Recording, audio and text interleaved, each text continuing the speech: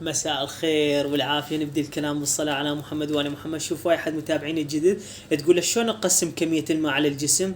أعلمكم طريقة تستفادون منها. اللي ما يقدر يشرب ماء يتكاسل. تقعد أول ما تقعد الصبح تشرب قلاصين ماء دافي. الظهر قبل الأكل بربع ساعة تشرب قلاصين يحسسك بالشبع. العصر قلاصين، المغرب قلاصين، العشاء قلاصين، وقبل النوم قلاصين. شوفوا راح يصير عندكم لتر لترتين ماي. والجسم هاي فوائد الماي شنو؟ يطرد السموم من الجسم، يحافظ على نضارة البشرة، شكو سوائل بالجسم، سموم كلها يطردها.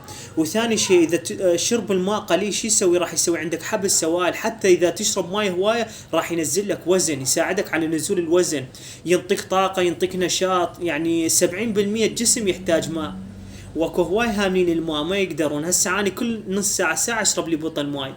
تعرفون هذا شلون ينطيكم طاقة وحيوية، حتى البشرة تصفى، نشاط، ما يصير تهملون وجبات.